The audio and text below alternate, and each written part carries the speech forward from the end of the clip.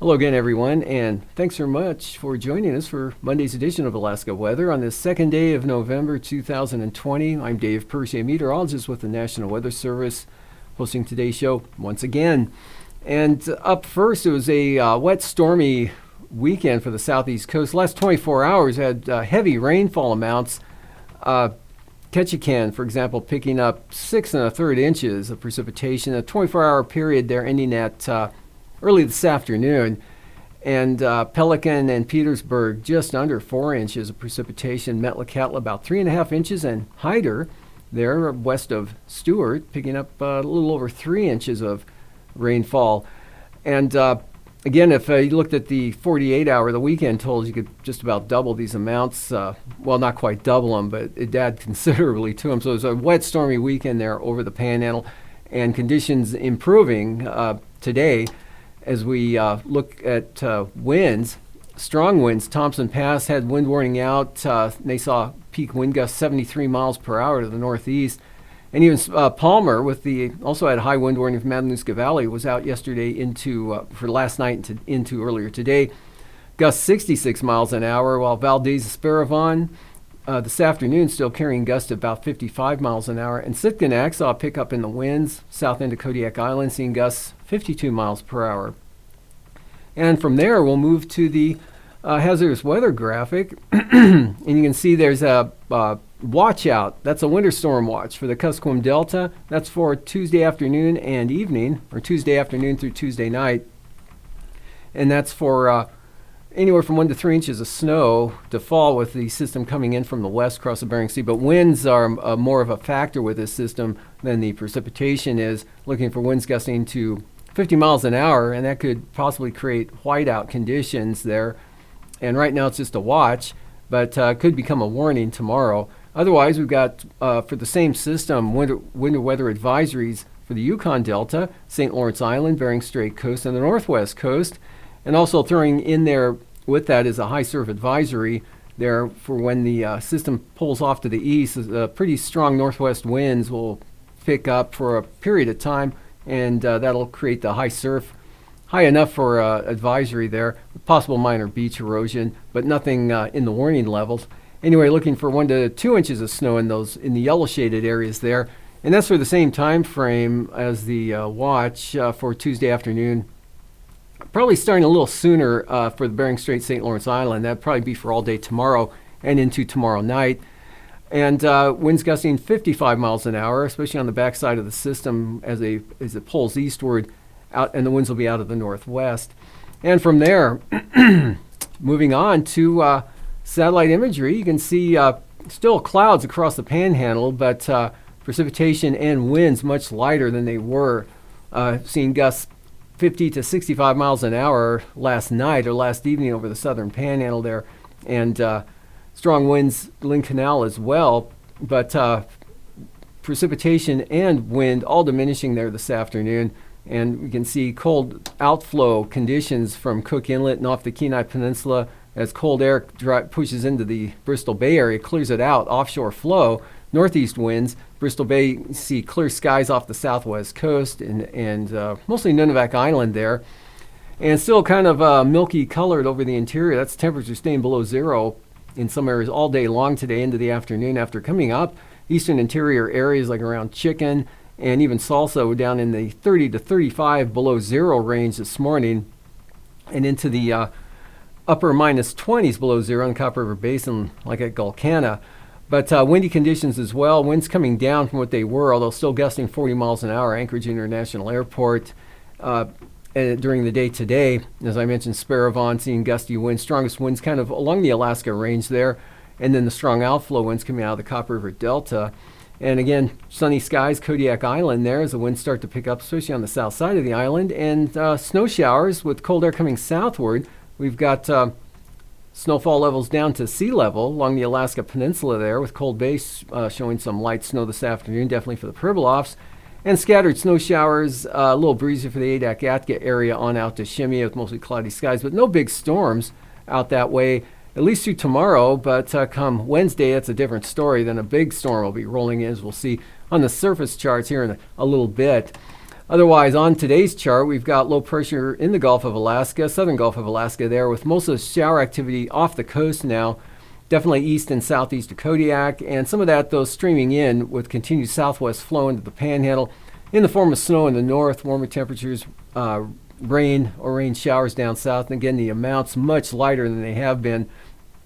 Otherwise, high pressure settling in over the central interior made for the cold temperatures overnight last night and today, with light wind conditions, but the gradient between the low and the Gulf and that high up over the interior. Strong winds, as we experienced much of the night last night, channeled areas south central Alaska, Copper River Belt, Delta, and again Prince William Sound, into the western Alaska Range, down toward Kodiak Island, and up along the Arctic coast, north side of that ridge axis. We've got westerly flow continuing to carry surges of moisture and troughs along the north slope in the Arctic coast, but those snowfall amounts are pretty darn light, generally under an inch, in some cases under a quarter of an inch to just about nothing at all. And didn't see the kick up in the winds that we saw yesterday on the eastern Arctic coast. They were 40, 45 miles an hour, much lighter today.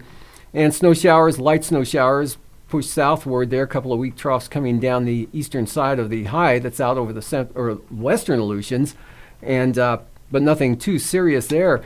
Forecast for tonight, winds should begin to slacken off south central Alaska as well as the North Gulf Coast, and stay windy though in the northern Panhandle, with snow showers central and northern southeast coast tending to dry out over the southern Panhandle. Risk of some light snow showers continue for the Wrangell Mountains. Eastern North Gulf Coast, high pressure, another cold night. Again, look for lows 30, 35 below over the eastern interior, and on up to the Brooks Range there. And then you pick the clouds up, so it'll be milder along the Arctic coast with westerly flow, cloudy, windier conditions. That'll keep the temperatures maybe even above zero, with light snowfall amounts. Not much change over the Bering Sea, although another trough, that system that's bringing the moisture in tomorrow, you can see 1,000 millibar low there comes into the southern Seward Peninsula. And that gradient behind it, you can see northwest winds kicking up again of St. Lawrence Island during the day, with snow pushing into the Kuskokwim Delta as well as the Yukon Delta, and just kind of grazing the Pribilof Islands. Mixture precipitation on the light side for the Alaska Peninsula and eastern Aleutian areas. It'll be a clear day for Kodiak Island, northeast Bristol Bay, with breezing conditions, not too strong on the winds. And again, all the snow shower activity should stay off the North Gulf Coast, roughly Cordova, kind of the cutoff point, Cape Yakutat. Risk of some light snow showers possibly along the coastline over toward Yakutat. But the southeast coast, dry, cold in the north with gusty north to northeast winds, lighter winds, and fair over the south. A risk of some lingering showers through the afternoon for the southern Panhandle as that low pulls off to the east. And for Wednesday, big feature, that it's intense storm pulling into the north, far western Bering Sea there. That'll push up front with gale and storm force winds out, moving into the central Aleutians with moderate to heavy rain in the afternoon. And warmer conditions, south winds pushing all the way up to St. Lawrence Island. Otherwise, light snow at times for the northwest interior and the western Arctic coast. And then another system, weaker though, but 985 millibars moving into the St. Lawrence Island area, the Queen Charlotte Islands. Will bring some rain to the southern southeast coast, and it'll stay quite windy. In fact, looks like winds, that gradient looks even tighter than what you'll see tomorrow there for the northern Panhandle and Canal Glacier Basin. You can see gusts again out of the north and northeast, anywhere from 40 to 60, maybe even 70 miles an hour in those normally windy or island areas there. But it'll stay dry, and snow showers try to make their way onshore, but I think for the most part they'll stay off the coast. Maybe some clouds will get a little farther north. Otherwise, high pressure keeps it cold over the southern and eastern interior areas. And then a big warm-up out west as that system pushes slowly eastward, gradually shifting the whole pattern off to the east. And for the lows tonight, again, minus 20s, definitely some areas falling into the lower minus 30s once again over the upper Tanana Valley to the eastern interior into the Yukon Flats. And milder, though, on the Arctic coast, not even getting anywhere close to zero, and upper 20s for the southwest coast, near freezing for the Pribilofs. And quite a range on the panhandle there. Mid-teens, northern panhandle, say Haines, Skagway, Klondike Highway to near 40 in the south. Lower 20s, Kodiak Island. Upper 20s, lower 30s, Alaska Peninsula. Highs for tomorrow, below 0 to, or anywhere 10 below to near 5 to 10 below eastern interior, 5 to 10 above western interior. Then it gets much milder out toward the coast with that system coming in, 30 to 35. And mid-20s for the Arctic coast and lower to mid-20s, south central Alaska. And for the lows the following morning, again, quite cold, 20 to 30 below covers it for the eastern interior, and upper teens, northern panhandle to mid-30s south. And again, upper 20s for the southwest coast, teens for the Seward Peninsula, 30s out west, followed by highs staying below 0, central eastern interior, Copper River Basin, right around 0, give or take. And upper 20s, northern panhandle, mid-40s south, and teens, Madanuska-Susitna Valley into northern Cook Inlet, upper 20s down toward Homer, lower to mid-40s, Alaska Peninsula east. And now, aviation weather around Alaska. Moving on to first flying weather graphic for tomorrow. Not too bad.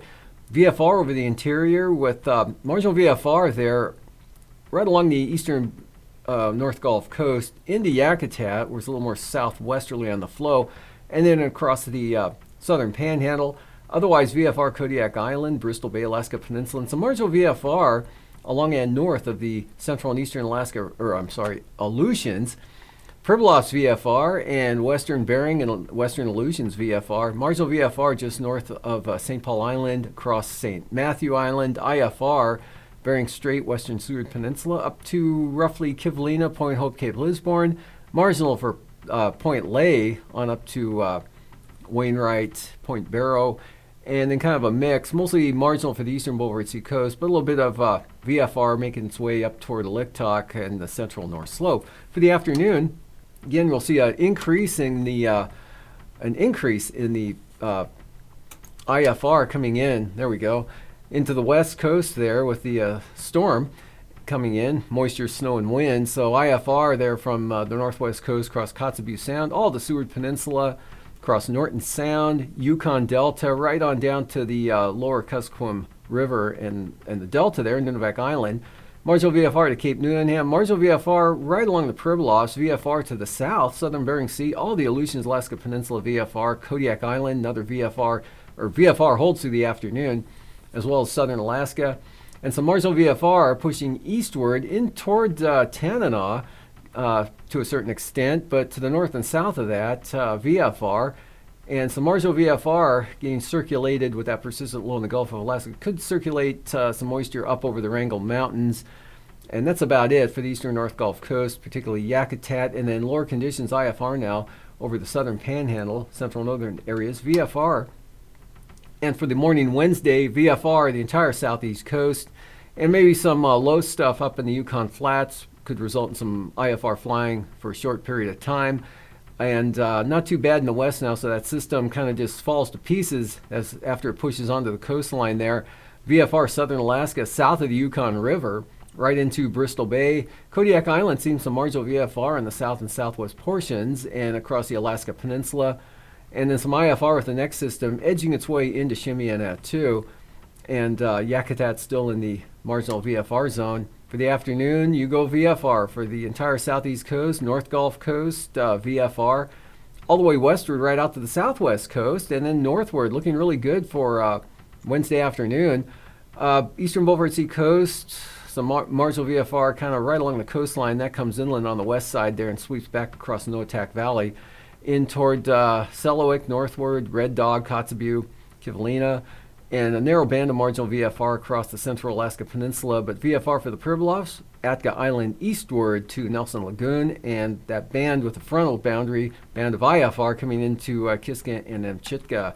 Passes Anatuvik, VFR tomorrow, same, looking good for Adigan as well, VFR, Lake Clark, Merrill, Rainy, and Isabel, as well as Mintasta, VFR.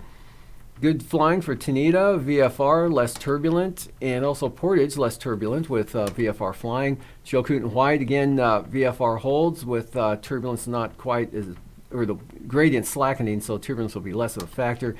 And for the freezing levels, 2,000 feet over the southern panhandle, and that's it. We're looking at the surface up along the eastern North Gulf Coast and just off to the west of the West Coast, but still north of St. Lawrence Island. So from there, taking a look at the icing, that system coming in from the west tomorrow with the snow and winds. Also, a fair amount of moisture could result in some considerable moderate rime icing there. Point Hope, Cape Lisburne, northwest coast, and also southern Seward Peninsula and the Yukon Delta. Otherwise, maybe a little bit for the eastern North Gulf Coast, and that's about it as that stuff exits the southern panhandle.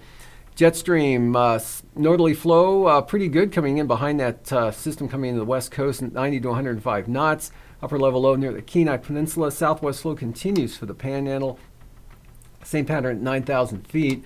And at 3,000 feet, still have a band of northerlies, 40 to maybe 50 knots across Cook Inlet and the Barren Islands, northwest 35 for the Alaska Peninsula, eastern Bering Sea area. And for turbulence, moderate chop, Cook Inlet, Kodiak Island, and of course Seward Peninsula, St. Lawrence Island, Yukon Delta Coast, Nunivak Island.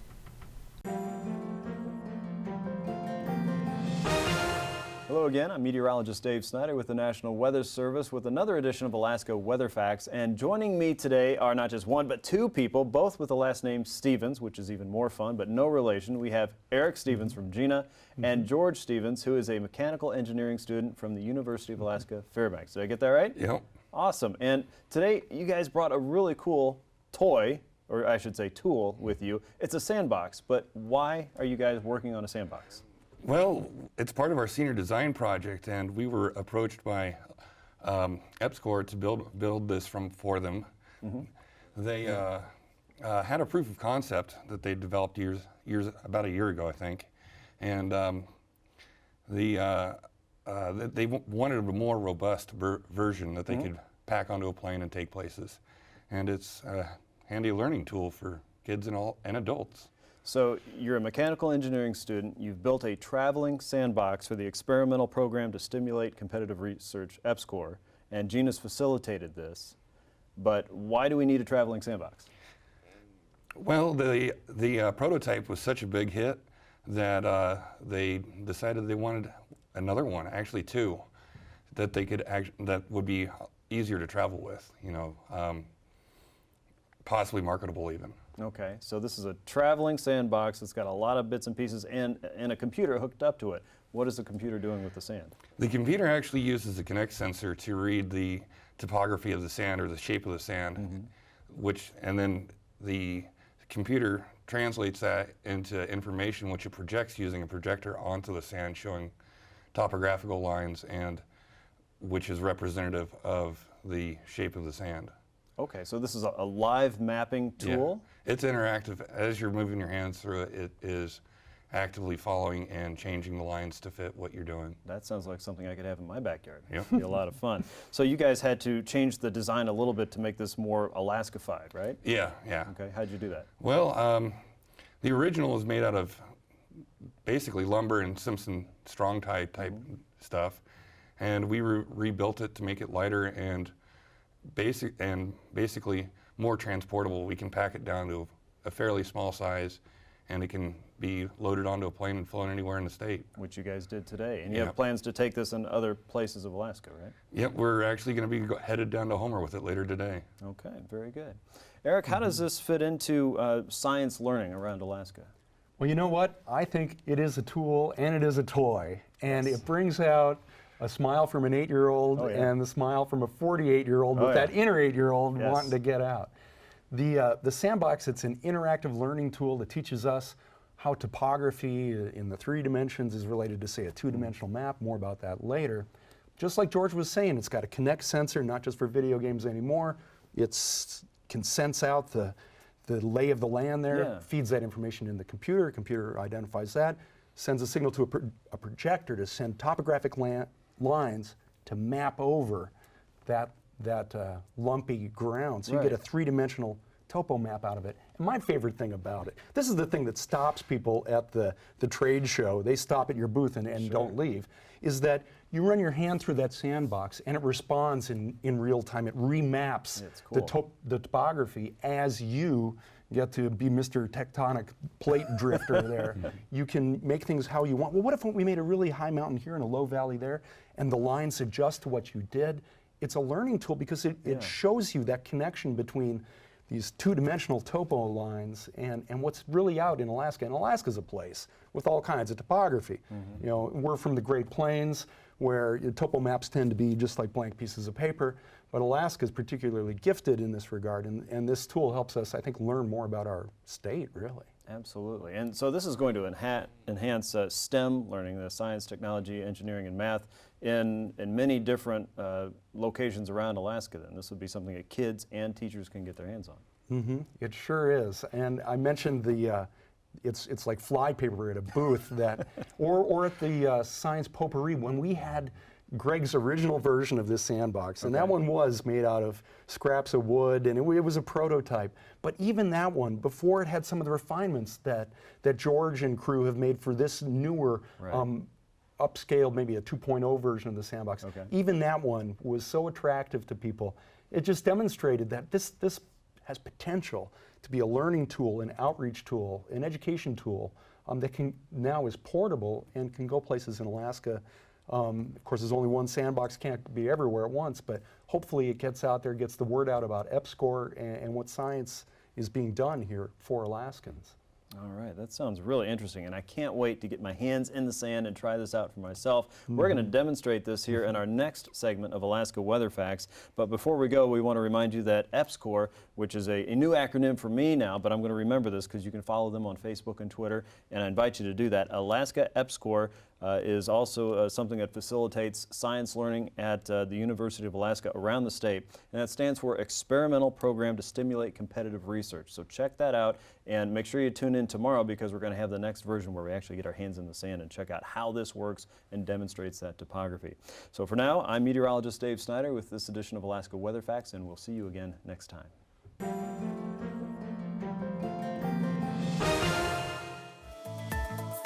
And now, marine weather around Alaska. Welcome back. Looking at today's sea ice analysis, not much different from what we had yesterday, with it pretty well solid on the east side of the Beaufort Sea coast, thinning out there, especially just north of the central coast, and still some ice on the west side into Kotzebue Sound and Norton Sound and the North Yukon Delta coastal areas there, or southern Norton Sound.